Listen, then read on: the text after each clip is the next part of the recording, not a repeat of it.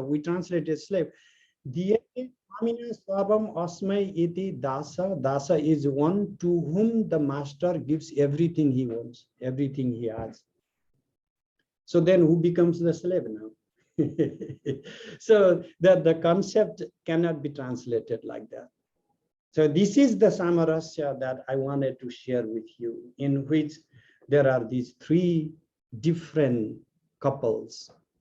The same thing, the first is Shiva and Shakti, but then next is Shiva and Parvati, but then in between Kama and Rati. But what happens to Kama, who paid so dearly in this effort to make Shiva love again, is all the weapons of Kama. These are the 5 arrows and the bow of sugarcane. Mother Parvati says, he was loyal to me from today on, I'm gonna carry this one. And then this Parvati turns so red in this amorous desire for union. When these 5 flowers indicate the objects of our 5 sensory faculties, and if you are familiar with any tantric concept, that is what you see when she assumes the red form and becomes Tripura Sundari. So this is this turning like mango leaves, and I hope you have seen what mango leaves look like in the spring, when the spring season comes, and this has a particular texture of red. That particular texture of red, you know, red colors are very many red. So this particular texture of red is in extreme orgasmic state, the face of the woman. The poets are comparing with that, and that is the face you can see in her Tripura Sundari form, and that is when she embodies desire, the Kama herself. She and her devotee, the Cupid, become one. She becomes Cupid. And so this union, what is the point of being? It is to love. What is the expression of being? In the form of this union, and then sometimes not very much union. Because even in separation, there is always some union. Even when Shiva and Shakti are separated, there is a union of the absolute mind of Shiva, and there is the union of the body of Shakti to our. In the separation of Kama and Rati, there is the union of Kama to all the living beings are able to love. If Kama had never been disembodied, then we would not have any clue of what it feels like to long for someone you love. And finally to meet. And finally to embrace. Kalidasa goes to the extreme of how Shiva and Shakti have their first embrace, and that lasts for 100 seasons, and Shiva does not even know that a night has passed. So it is again a different type. Now the time has started, seasons have begun, but then this union in which there is a recognition of duality, and then the union. It is not a rejection of duality. That is what partners are for. You are separate, but you can be one too. And that union, even in that union, you transcend time. It is not the time that has not started yet, but it is time that has started, but you don't feel it. You feel just a moment has passed and time just flies. So this was just a little story, the saga of Shiva and Shakti. I wanted to share with you. Today just happened, I thought, to be the day, and I welcome any questions or comments. Thank you so much.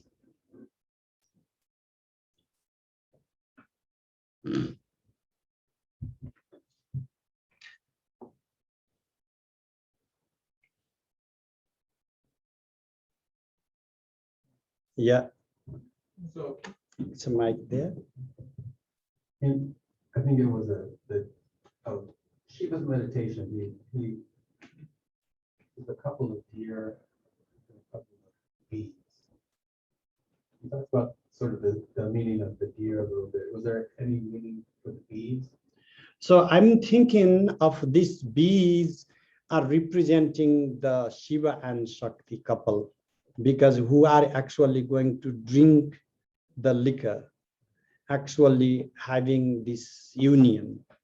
So it's anticipated. It is there. There are like two different couples I see in front. One is the couple that is Shiva and Parvati. Another is the couple that is Cupid and his lovely wife. And then in the case of Cupid and lovely wife, it doesn't go that well. Although he merges into Parvati. And so I'm comparing these two couples with Shiva Shakti on one hand, Madhudirepa, also because there is, my Guruji used to decipher mantra from this verse, like twice the raw sound coming, and so there's just like a lot of encoded, but that is a much later tradition. They are also deciphering mantras from this. There is just like a two type of vidya, like if you are familiar with some of the tantric practices, there are like, one is the madhumati vidya, another is a swapnapati vidya. Madhumati first is comes with the madhu, and then the verse begins with madhu. So maybe that's just seeing a resemblance, which means honey. But seeing that resemblance, they might have, but at least in the later tradition, that is how the traditional pundits have been deciphering the verse. That Kalidasa for them is not just a poet, he's a philosopher, but more than that, he's Kalidasa. He's a servant of Mother Kali. How could he not be a tantric? Because Tantra is all about worshipping Kali. So that's thank you. You explained about the imagery of the rain dropping from the head. Then you have the upward triangle and the downward triangle form. Can you elaborate a little more on that? So in Kalidasa's imagery, there are different ways to visualize. This particular practice is called Kamakala. This is central to all the tantric practices, whether it is a practice of Tripura Sundari or Kali. And in Kalidasa's structure, he's starting 2 points in 2 eyebrows, going making one. So this is a downward facing triangle coming, and then upward facing triangle going all the way down to breast, from the mouth being and then finally going to. So there are 3 triangles in Kalidasa's depiction, not just 2 triangles. But there is a book called Kamakala Vilasa. You may find at least a summary of that in English with the translation of the original text, if not the commentary. And there is just like a whole tradition of Kamakala in the Kali form called Kamakala Kali. So we are touching into some of the most esoteric forms of tantric practices in deciphering these mantras. But I would not be surprised, because these practices have been in different forms in the different times. So I'm very comfortable to see these in Kalidasa's verses.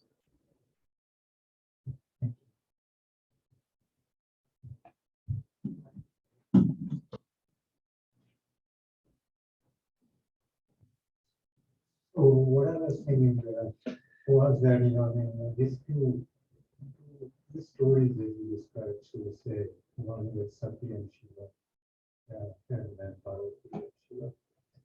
And then I think there is a whole evolution of the tantric rituals that may have come from, from this grounding. I was just wondering, what is the history of those rituals? How those rituals actually came about? Rituals? Yeah, tantric rituals, right? This is, yeah, I mean, of course, the first is with the Sati, and you have the Kundalini, the whole description. And then when you have these 50 pithas, they are referring to 50 phonemes that constitute the 6 chakras. In 6 chakras, there are these 50 syllables installed, and the outside is just a reflection of what is inside.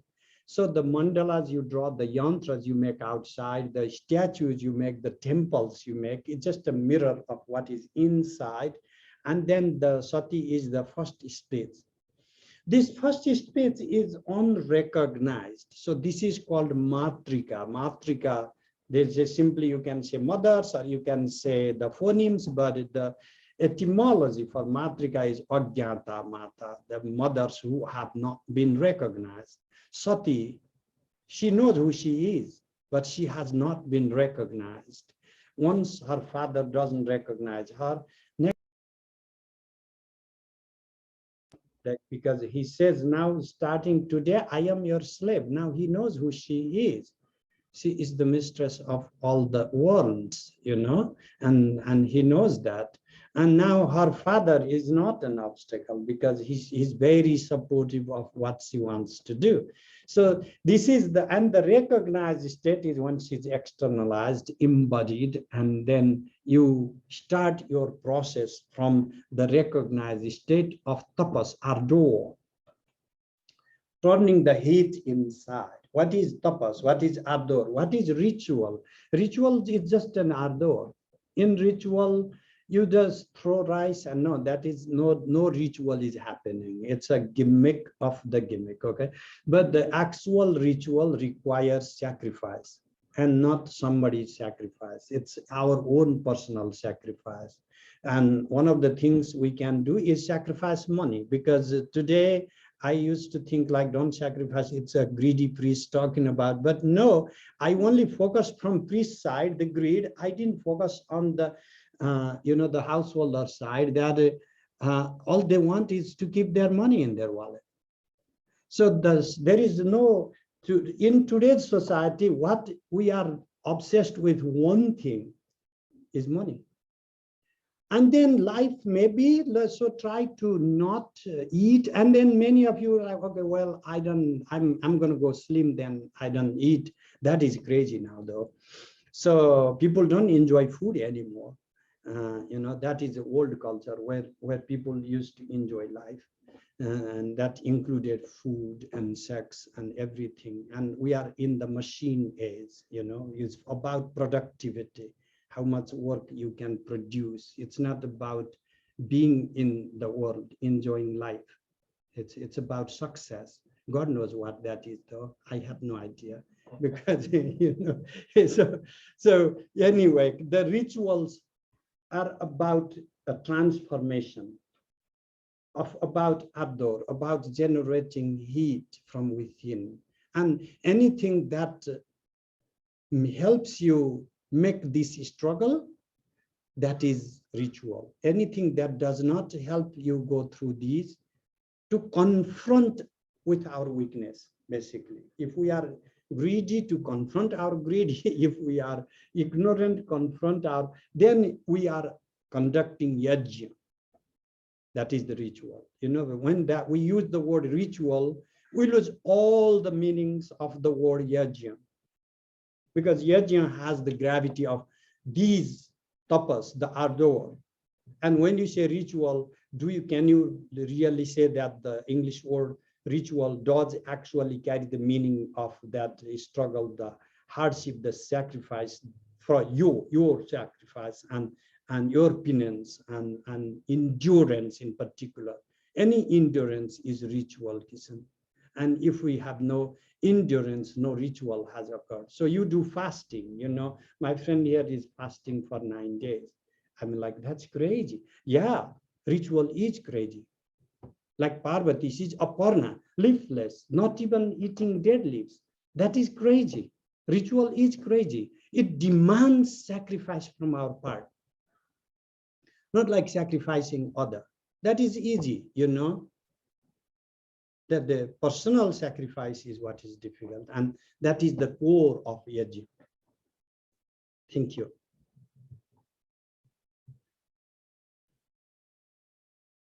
Yeah. Yajna. Yajna, that is the word. Y-A-J-N-A, yajna. Do I have any questions? You are all in samadhi. Look how successful I've been. So for anyone who can manage more time, you are most welcome to my Vimarsha courses. These are free to join. You can check vimarshafoundation.org. And currently I'm offering a course on Shiva Sutra. And in the past, I have offered a course on Yoga Vasishta, Tripura Rahasya, and what was the other one, Malini Vijayottara, all on Shakta Shaiva philosophy. This is my foundation in order to propagate this philosophy, this knowledge to the public. I'm sorry, I'd love to access this. How do you spell it? Yes. Vimarsha, V for Victoria, VIMAR, yes, it's a Vimarsha Foundation. Great. Okay, you mentioned about now how industrious people are, that they don't even stop and smell the rose or even eat food, and enjoy. So like the tantric practices, I know that, correct me if I'm wrong, it's like a sublimation, right? That slowly from the gross senses, from the gross pleasure, we try to raise our consciousness up to more subtle and more subtle till it goes to the Shiva, to the pure consciousness, right? Because that's the whole idea of tantric practices. So that's why when you mentioned that in the beginning, it was so pure and pristine consciousness, it had to go down for creation to happen. That's how Divine Mother, Prakriti came, and then man, birds, beasts, animals, all the gross work. So for someone who is seeking enlightenment, tantric practice would help him to go back to the Shiva again, right? Through Parvati, through that Shakti energy. Is that? That is one way of looking at it, my friend. But why I'm saying little hesitant is there is no going back or coming down. Everything is the expression of Shiva and Shakti. This is the joyous moment.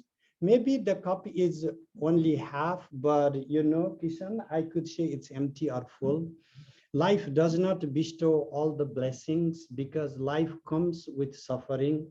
But you could go and say, you know what, this life is all suffering, so I'm going to give up my royal palace and all the luxuries and my baby and my wife, and I'm going to go to forest and face the tigers and the mosquitoes and fast till death. And anyway, it's miserable anyway. That is one model. And another is, you know what, I'm going to enjoy it. And in all the modes of enjoyment, I'm going to see the same divine recognized in these little signs, little moments of joy. Because just like mirror images, you can say mirror image is not real and throw the mirror, or you can try to glean the real object by what you can see in the reflection. For me, the smart thing would be to embrace, because you break the mirror, you have nothing left, okay? You don't even have the mirror image anymore. It's like a Kalidasa sings, okay, forgive me. It's like when there is another small epic called Meghaduta, Kalidasa writes. And then in that, there is a separation and longing. And then this Yaksha, a demigod is separated from his beloved, and then he wants to carve the imagery of his beloved on rock through these different pigments from the rock. And then he just tries to make her face and hair and lips, and then he misses her so much, and then his tears just roll down, and then it just spoils. The whole imagery is destroyed.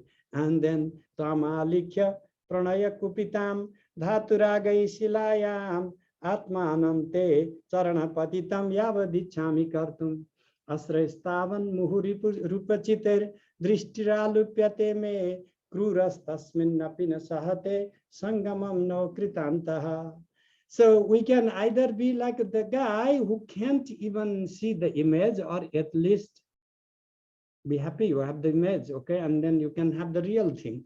If this life is just a mirror image of the real life, just touching the mirror image is not going to give you the real thing. It's like a brat baby who is like keeps complaining, I need an elephant, I need an elephant, give me an elephant. And then you go and buy a toy elephant. And then he says, no, this is a toy, and then breaks down. That doesn't make his father compelled to give you the real elephant, okay? You are at least gonna have the toy elephant, and you just break that. If the life is just a little insufficient,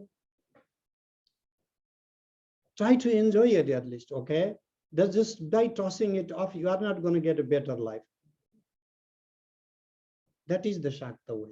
And in these modes, what results down in the modes of fun, like in love, we can't find that love of Shiva and Shakti that is inseparable. Oh my gosh, in our loves, there are so many rocks, uphill battles. And therefore, I'm gonna be the Buddha. Oh, good for you. Try loving. That is better. Thank you. I think we're out of time now, right?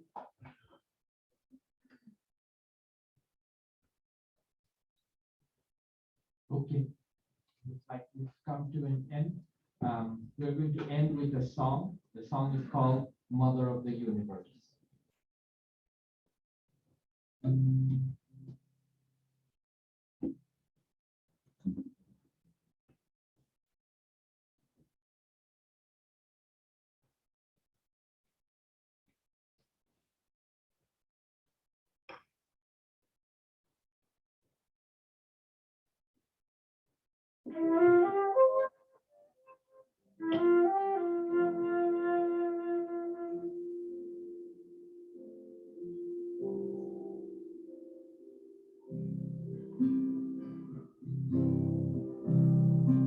She's the mother of the universe,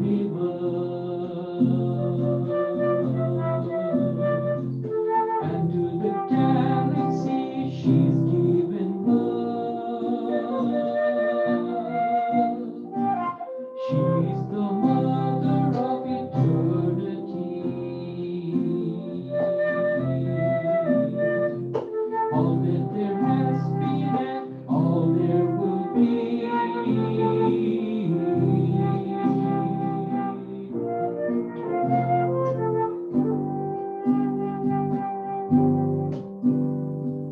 She's the mother who shines in the stars.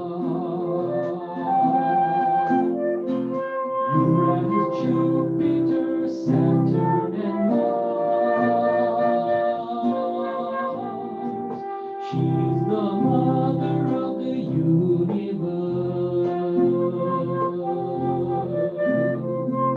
Mother of Mercury, Venus, and Earth.